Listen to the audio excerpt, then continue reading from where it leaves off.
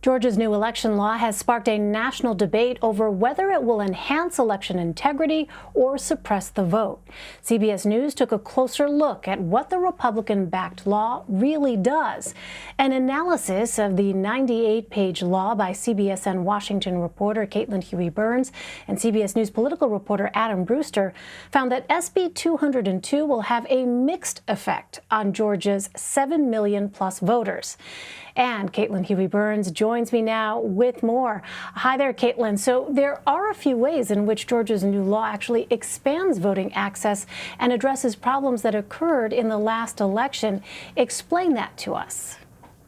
Hi, Elaine. Well, yes, there are going to be 17 days of early voting in Georgia, and there have been measures to expand the vote in early voting. So they are mandating now that at least 2 Saturdays of early voting be held, and also gives counties the option to have early voting on Sundays as well. Now, many big counties already had this in place, but this will potentially help even rural counties that didn't have this amount of voting in place. So weekend voting is key here.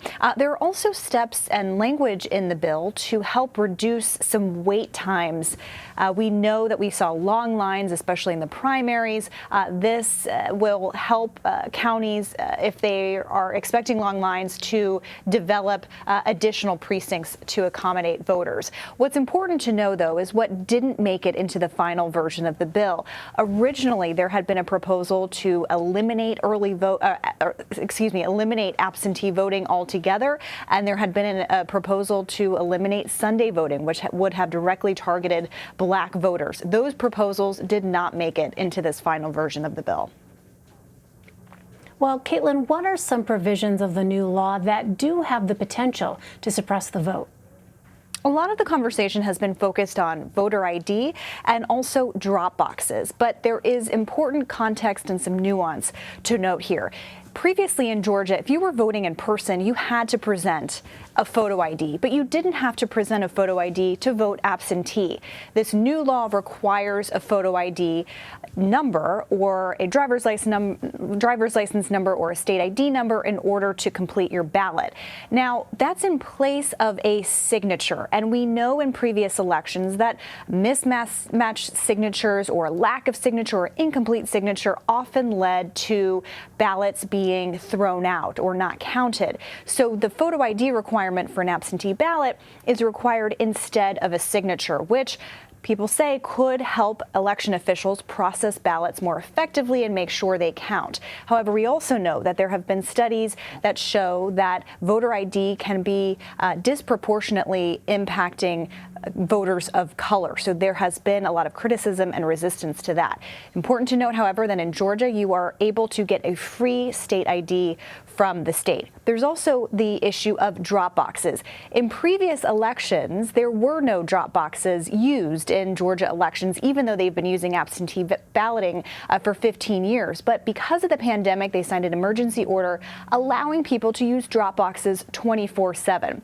Now, this bill puts that in place permanently, so Dropboxes are now codified into Georgia state law, but it also does add restrictions to them. So they are no longer open 24/7. They're only open during the early voting period, and they have to be placed inside where the voting is taking place. Well, Caitlin, one of the most contentious new provisions bans giving food and water to people while they wait in line at polling places. But here, too, there is some nuance. What can you tell us about that? That's right. So already in Georgia, they had banned any kind of political activity 150 feet, at least 150 feet away from the polling location. And now that extends to handing out food and drink. Remember, in Georgia, there are traditionally long lines. It can be hot. We've seen that people have been offering food and water and beverages and food and different things to help voters who are waiting in line. There was a issue brought up by some election officials that by handing out water or food or drinks would be akin to campaigning. So they have eliminated it 150 feet. You have to be 150 feet away from the polling location. But there also is an exception in here that allows poll workers to set up water locations to make sure voters are hydrated. But this has become a portion of the bill that has been highlighted, given long lines, wait times, and how people have been handing out food and drink in the past. Yeah, we've seen a lot of headlines over that provision. Well, what appeared to be a blatant partisan change was the removing Republican Secretary of State Brad Raffensperger from chairing the state election board. Now, this came after he notoriously stood up against President Trump's false claims of widespread voter fraud. The new law does give more power to the Republican-controlled state legislature, but it's more nuanced than that. What are the facts here? That's right. This seems to be a direct attack, really, at Raffensperger by removing him from this post. Now the chair of the state election board is going to be elected by the state assembly, which, of course, is run by Republicans.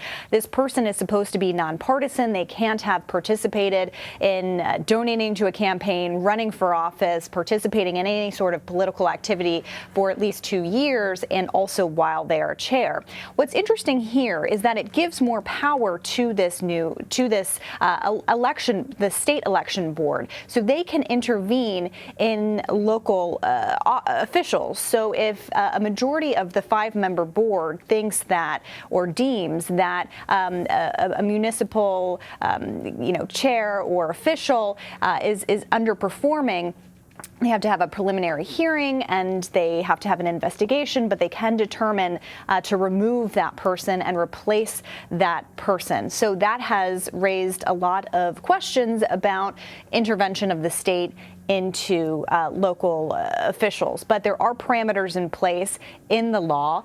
They can only demote or suspend 4 officials at the same time. The question going forward is this opening up to abuse? And that's something that we'll have to wait and see. All right, we'll watch that. A number of corporations like Coca-Cola and Major League Baseball came out against Georgia's new law after criticizing those corporations for getting involved in politics. Republican Minority Leader Mitch McConnell then walked those comments back. Does it seem, though, Caitlin, that the stage is set for another culture war? You know, Elaine, it's a really interesting question and a really fascinating dynamic to watch in the Republican Party. What Mitch McConnell was referring to there in his kind of walk back of this statement is an acknowledgement, of course, that corporations long have participated in politics, donate to campaigns, and, of course, contribute to Republicans. What he was trying to say was, look, if you're going to get involved, you should read the fine print, actually read the language of the bill. And the Georgia bill has been taken out of context in a lot of ways, and that's why we thought it was important to really go through and read the bill and, tell our viewers and audience what exactly is in it. But something to watch in the Republican Party right now is that you have seen this backlash from corporations to Republican attempts to change voting laws in the wake of the 2020 election, in which they lost the presidency and the Senate. But at the same time, you've also seen Republicans embrace that backlash, embracing it as part of a conversation that they're having about so-called culture wars.